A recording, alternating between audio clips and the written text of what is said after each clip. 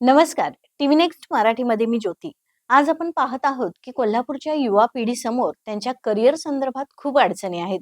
कोणतं व्यावसायिक शिक्षण निवडावं या बाबतीत ते जरा संभ्रमात असतात. खास करून वकिली व्यवसाय.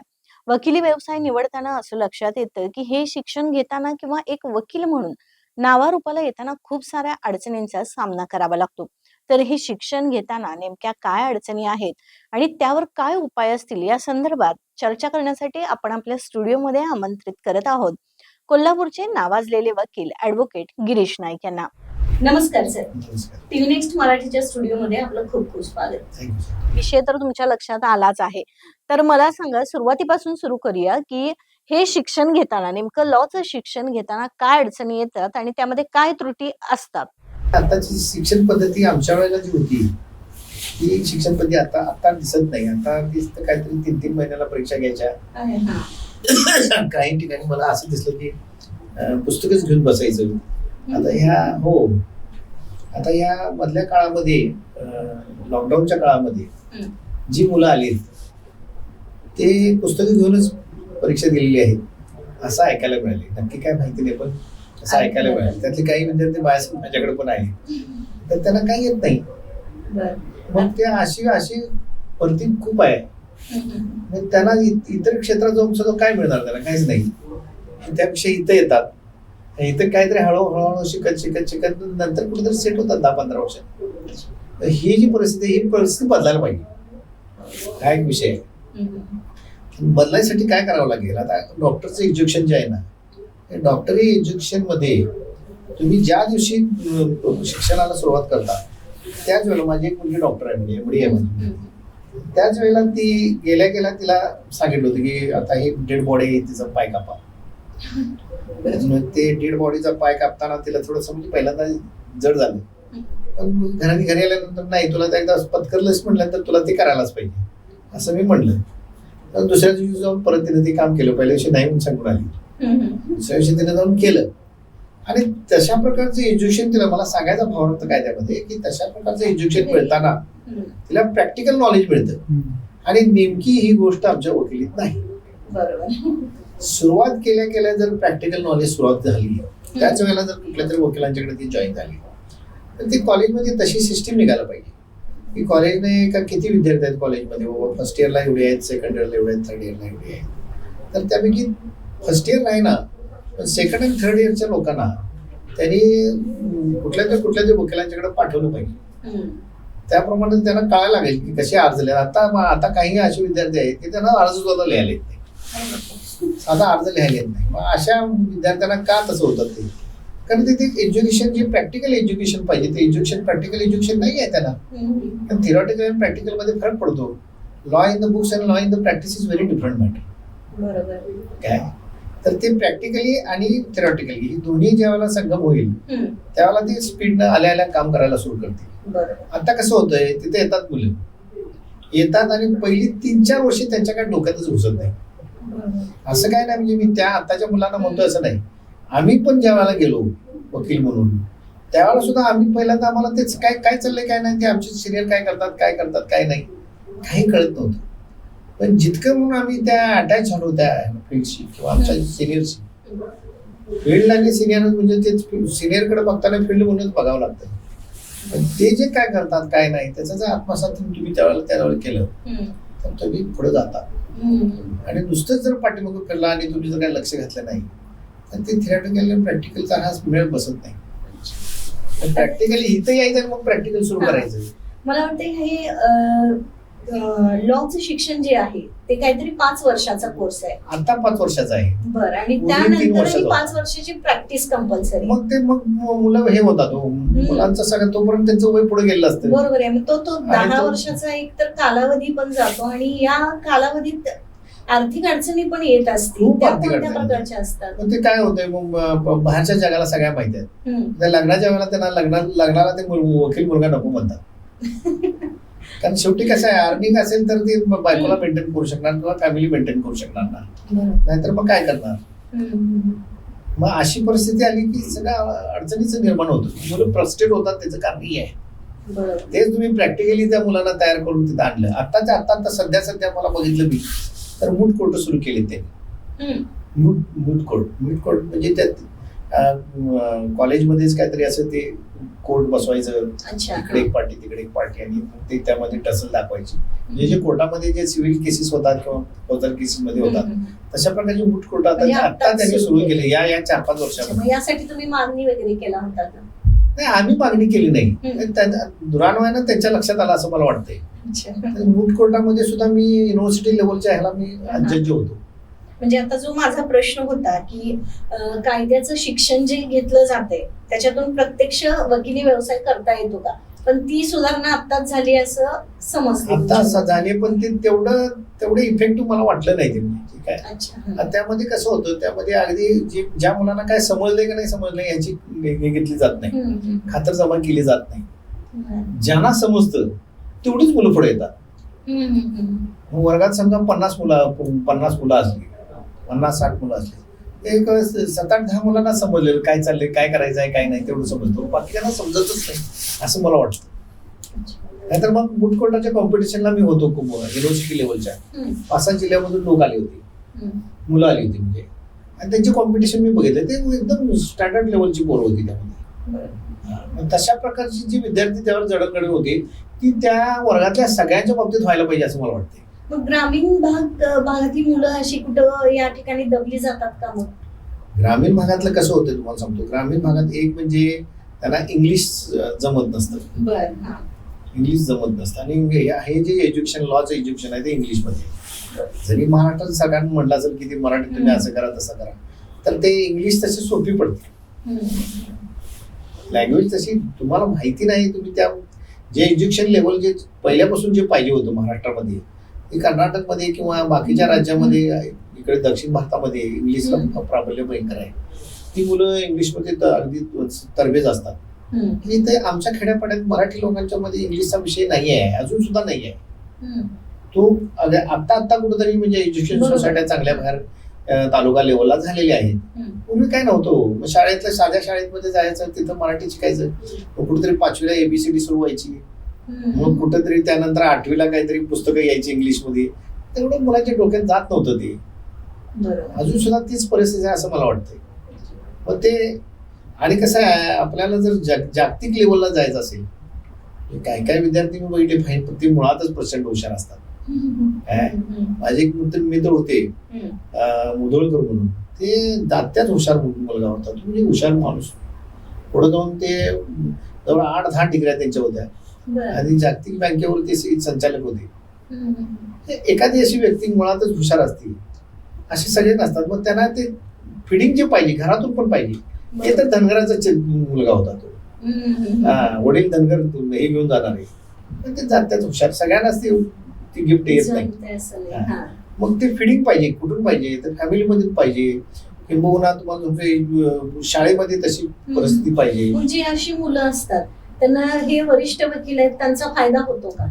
वरिष्ठ वकिलांचा फायदा कधी होतो, जर तुम्ही त्या वरिष्ठ वकिलांच्या नकशिकांत सगळं तुमचं त्यांचं काय चाललंय ते तुम्ही बघितलं पाहिजे. ते इन्व्हॉल्व असतात ना, कारण त्यांना लोकच बांधतात. काम जास्त असल्यामुळे त्यांना ते काम सोडून इकडे तिकडे काय करताच येत नाही. मग ते काय करतात, जे काम चालवण्याच्या दृष्टीनं, काम तयार करायच्या दृष्टीनं, कोर्टासमोर जायच्या दृष्टीनं, कोर्टासमोर काय बोलायची स्टाईल आहे वगैरे, ह्या ज्या गोष्टी टप्पे आहेत ते टप्पे सगळे आत्मसात करायला पाहिजे त्यांनी. काही मुलं काय करतात, तिकडे लक्षच नसतं त्यांचं. ते दिवस काढायचा, कुठेतरी गप्पा मारत बसायचं, काहीतरी करत बसायचं. ह्या गोष्टी झाल्या तर मग ते नाही, त्यांना मग अचीव्ह करता येत नाही. ते लवकर अचीव्ह करण्यासाठी त्याची पाठच सोडायची नाही असं माझं म्हणणं आहे. आपले सिनियर काय करतात, दुसरं कोणी सांगत नाही ना. हो, प्रॅक्टिकल नॉलेज नसल्यामुळे ते करायला पाहिजे त्यांनी. ते तिथंच प्रॅक्टिस. वकिलीचं शिक्षण घेतल्यानंतर डायरेक्ट तो युवक आपला प्रॅक्टिस सेट उभा करू शकतो का? हा दुसरा भाग झाला. बर. त्यामुळेच मी तुम्हाला काय सांगितलं की प्रॅक्टिस अशी तुम्हाला, एकतर तुम्ही सामाजिक संघटनामध्ये काम केलेलं वगैरे जर असेल, तुमची गावामध्ये सगळीकडे मित्रवर्ग भरपूर आहे, पहिल्यापासून नेटवर्क चांगला आहे, तर कोणतरी धाडस करतो तुम्हाला द्यायला. आणि कुणीतरी धाडस केलं आणि काम दिलं तर ते तुम्ही सक्सेस करून दाखवायला पाहिजे त्याला. आणि त्यासाठी अभ्यास पाहिजे. मग ती कशा पद्धतीनं काय करायला पाहिजे, एज्युकेशन आपण तुमचे सिनियर तुम्हाला सांगणार. सगळे सिनियर सांगतील असं नाही. काय काय वेळेला ते काय करतात ते आपला पण त्यातून शिकायचं असतं. बरोबर आहे. आता सध्या जे सुरू आहेत ई कोर्ट किंवा व्हर्च्युअली हिअरिंग, या तांत्रिक सुविधा किती उपयोगी पडतात? आताची जी मुलं आहेत ना ती सर्रास त्याचा हे करतात, म्हणजे अंमल करतात. उपयोग होतो का त्याचा? नक्की होतो.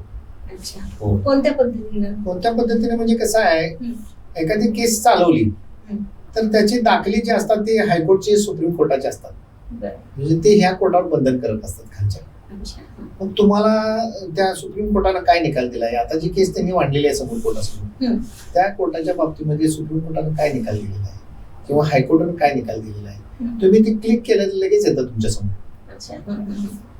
की बाबा हे हायकोर्टचा मला अशा प्रकारची केस झालेली आहे, त्यामध्ये मला आता हायकोर्टचा एक निकाल पाहिजे चांगला या माझ्या बाजूने असेल, तो पटकन येतो. त्यामुळे पुस्तकं चाळत बसायचा त्यांचा वेळ वाचतो ना. बरोबर. ते पटकन ते त्यातली प्रिंट काढतात, कोर्टासमोर देतात, सादर करतात, हे बघा याचा निकाल आहे वरती. त्यामुळे तो निकाल खालच्या कोर्टावर बंधन करत असतो, त्यांना द्यावंच लागतो निकाल. आता महत्वाचा प्रश्न म्हणजे जसा सगळीकडे वशिला चालतो तसं ओळखीशिवाय न्यायालयात संधी मिळते का? नाही, नाही, ऍब्सोल्युटली नाही. बर.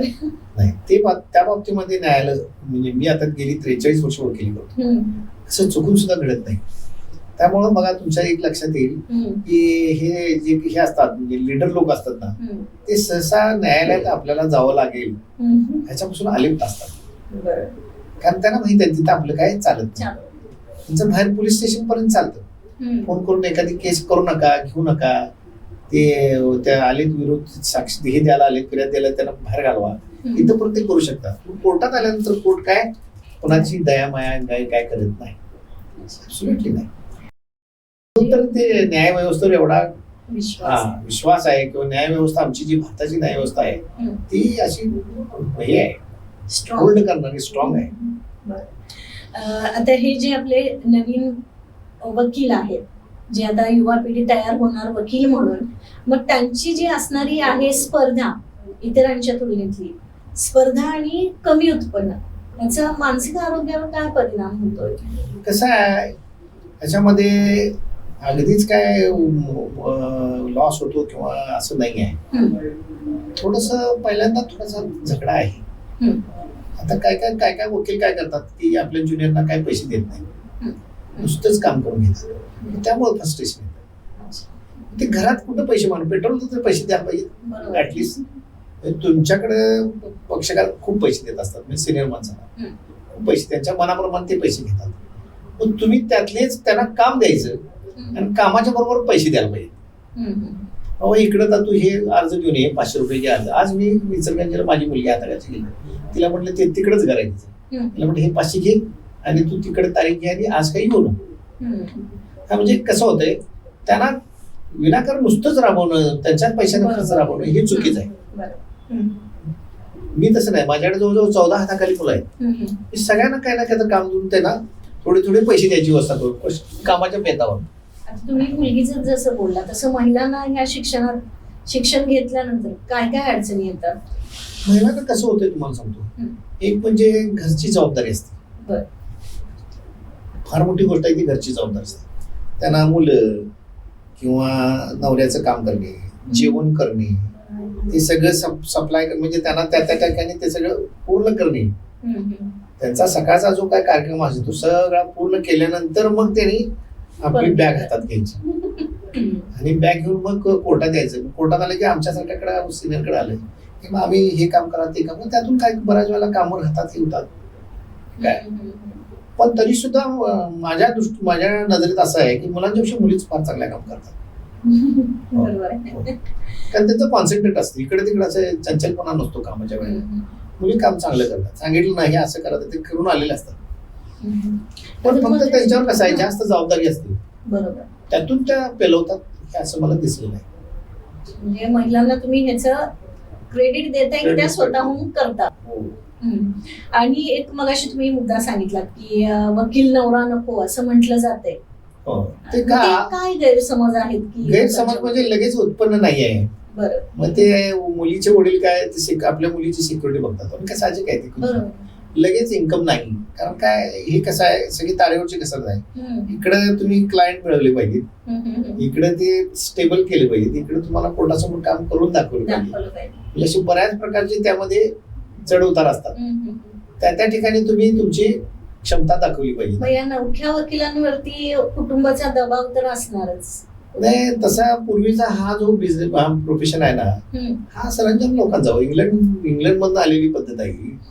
त्यावेळेला काय झालं, इंग्लंडमध्ये राजेशाही ज्यावेळेला संपुष्टात आली त्यावेळेला ही सरदार लोकांची मुलं आणि सरदार लोकांनी काय करायचं, मग ते इकडे आले. मग ते मुळातच ते वेलवर्स लोक होते, पण भरलेले लोक.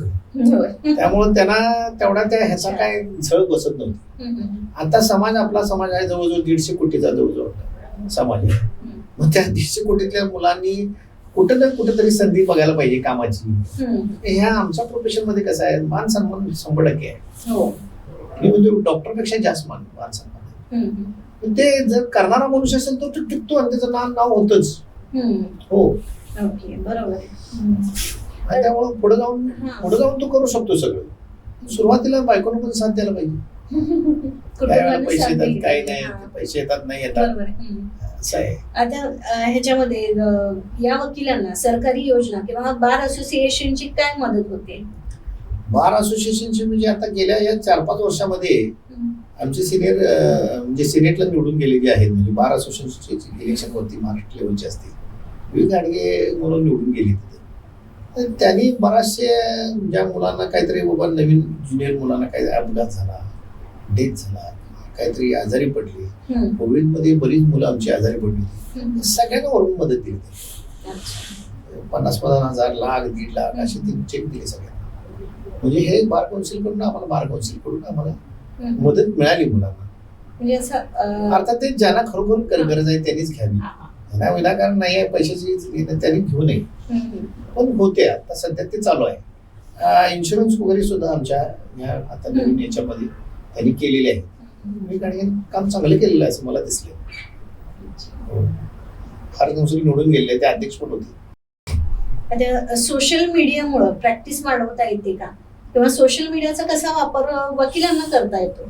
म्हणजे तुमचे केसेस असतील किंवा कोणत्या प्रकारचे तुम्ही हँडल करू शकता, हे तुम्ही सोशल मीडियावरती प्रसारित करता का? नाही, करता येत नाही. कायद्याने करता येत नाही. कायद्याने करता येत नाही. म्हणजे सोशल मीडियाचा तुमची प्रॅक्टिस वाढवण्यासाठी किंवा तुमचं नाव पब्लिक मध्ये करण्यासाठी वापर करता येत नाही. नाही. ओके. कायदाच तसा आहे की तुम्ही एक पाटी लावायची, त्याच्यामध्ये प्रचार, मग तुम्ही रोज पेपरला ऍडव्हर्टाईज देत द्याल की माझी इकडे या, तिकडे आमच्याकडेच या, आम्ही असं करतो, आम्ही तसं करतो. हा प्रोफेशन आहे, हा धंदा नव्हे, म्हणजे बिझनेस नव्हे. प्रोफेशनला ते असतात. तरी पण ते आर्थिक उत्पन्नाचं एक साधन तर आहेच. जरी असलं तरी नाही. मी मगाशी तुम्हाला काय सांगितलं की हे पोट भरणाऱ्या लोकांचा हा विषय नाही आहे. मग तेव्हा तुम्ही हे आर्थिक उत्पन्न व्यवसाय म्हणून आपण वकिलीला बघतो, त्याला एका नोकरीमध्ये पण आपण कन्वर्ट करू शकतो का? नोकरी म्हणजे त्यामध्ये थोडस तुमचं एज्युकेशन तुम्हाला हे झालं ना की तुम्ही त्यामध्ये सरकारी वकील होऊ शकता. त्यामध्ये सरकारी वकील जे आहेत हा एक आहे जे जगू शकता. जे पगार वगैरे चांगले आहेत आणि करिअर आहे, ते सुद्धा करिअर आहे. सरकारी वकील म्हणून सुद्धा करिअर आहे काय, आणि त्यामध्ये सुद्धा वरच्या लेवलला तुम्ही जाऊ शकता. आता तर हायकोर्ट वगैरे आलेलं आहे. मग त्यांचे जे सेशनला जे काम करतात, म्हणजे ते एज्युकेटेड चांगले, त्यांचा अभ्यास खूप चांगला असतो सेशनला काम करणाऱ्या मुलांचा. म्हणजे त्यांची साधारणपणे 15 वर्षापेक्षा जास्त प्रॅक्टिस असलेली सेशनला त्यांना सरकार अपॉइंट करतं. मग केस चालेल तसे त्यांना पैसे असतात. दिवसाला 6,000, 8,000, 10,000 पर्यंत दिवसाच्या कामात पैसे मिळतात त्यांना. दिवसावर तेवढी मेहनत पण गरजेची आहे. मेहनत करतात. सरकारी वकील आमच्यातली दर्जेदार सरकारी वकील आहेत. हो, करतात. ते शिक्षा लावायचा आटोकाट प्रयत्न करतात. युवा वकिलांच्या दृष्टीनं न्याय व्यवस्थेत कोणते बदल व्हावेत असं तुम्हाला अपेक्षित आहे? न्याय व्यवस्थेमध्ये बदल झालेच थोडे. म्हणजे पूर्वी जे IPC वगैरे गेलेले आहे आणि आताचे नवीन कायदे, भारतीय न्याय संहिता, भारतीय न्याय संस्कार संहिता, ह्यामध्ये पूर्वीच्या कायद्यामध्ये थोडे बदल केले. अगदी अल्प प्रमाणात बदल आहेत तेच कायदे आहेत तसं बघायला गेलं तर सेक्शन्स वगैरे बदललेत. आता नवीन जे आलेत मुलं आलेत ना त्यांना ते आत्मसात होणारच, करावंच लागेल त्यांना ते. आणि त्याचे काय साईड इफेक्ट काही नाही आहेत. साईड इफेक्ट काय नाही, पूर्वीचे काय फायदा नक्की आहे, फायदा नक्की आहे. आता शेवटी मुलांच्यावर अवलंबून असते. तुम्हाला मगाशी मी म्हटलं कोण किती काम करतो, हे कसं आहे 24 तासाचं काम आहे. आम्ही सकाळी उठल्यापासून आमच्या समोर माणसं असतात, फोन असतात, फोन येतात म्हणजे फोन येतात बऱ्याच जणांची, वाचायचं पण असतं, कोर्टासमोर जाऊन काम पण करायचं असतं. त्यानंतर सरळ संध्याकाळी परत ऑफिस करावं लागतं, येणाऱ्या लोकांना एंटरटेन करायला लागतं, त्यांचं ऐकावं लागतं, फोन येतात त्यातून, आणि परत अभ्यास. म्हणजे नाही म्हटलं तर ह्या सकाळी 8 पासून ते रात्री 10-11 पर्यंत हा विषय तुम्ही सोडून चालत नाही. इतकं इन्व्हॉल्वमेंट पाहिजे. असंही आहे की या व्यवसायाला खरं तर रिटायरमेंट नाही. हो, नाही आहे रिटायरमेंट. म्हणजे तुम्हाला जेवढं मानसिक साथ देईल तेवढं तुम्ही काम करू शकता. नाही, मानसिक म्हणजे तुमची मेंटल पोझिशन कशी असेल, उतार वयात तुम्ही तुमची जर ग्रीप चांगली असेल, अजून सुद्धा तुमची मेंटल कंडिशन चांगली असेल तर तुम्ही करायला काय हरकत नाही. कारण कसं होतं त्यावेळेलाच प्रगल्भता येते, बरोबर, संपूर्ण माहिती होती, संपूर्ण अभ्यास म्हणजे संपूर्ण कायद्याची आत्मसात झालेली असतात, कायदे पण आत्मसात झालेले असतात. टॅकल करण्याची एक हँडल करण्याची एक हातोटी म्हणतात ना, ते हातोटी आलेली असतील. कोर्टासमोर तुमचं इम्प्रेशन असतं आणि त्यामुळे लोक तुम्हालाच प्रेफर करतात. कारण आता समजा एखादी मर्डरची केस असेल, नवीन मुलांच्याकडे द्यायला धसत नाहीत लोक.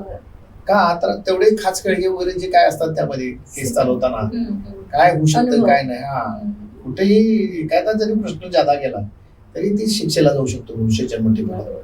त्यामुळे ती कसोटी असते, तारेवरची कसरत असते. अशा परिस्थितीमध्ये सिनियर लोक असलीच पाहिजेत असं माझं म्हणणं आहे. जिथपर्यंत शक्य आहे तिथपर्यंत त्यांनी काम केलं पाहिजे, जिथं शक्य नाही तिथं थांबायला पाहिजे. काही लोक त्यात सुद्धा येतात, ते बघितलं की बेकार वाटतं, जर वाईट वाटतं, कशाला येतात असं वाटतं. नाही यायचं, काही ठिकाणी थांबायलाच पाहिजे.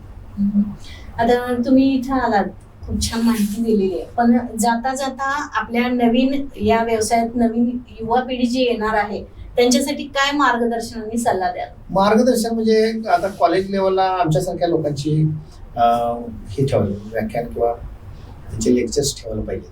एक दुसरी गोष्ट प्रॅक्टिकली त्यांना पहिल्यापासून तयार करायला पाहिजे. आता तुमच्या वर्गात 50 लोक आहेत, तुम्ही 5-5 पाठवा ना दुसऱ्याच्या, सिनियर लोकांच्याकडे पाठवा, एज्युकेशन घ्या. बसा, नुसतं जाऊन बसला तरी भरपूर कळतं. चर्चेतून बराचसा म्हणजे हा होतो, अभ्यास होतो मुलांचा.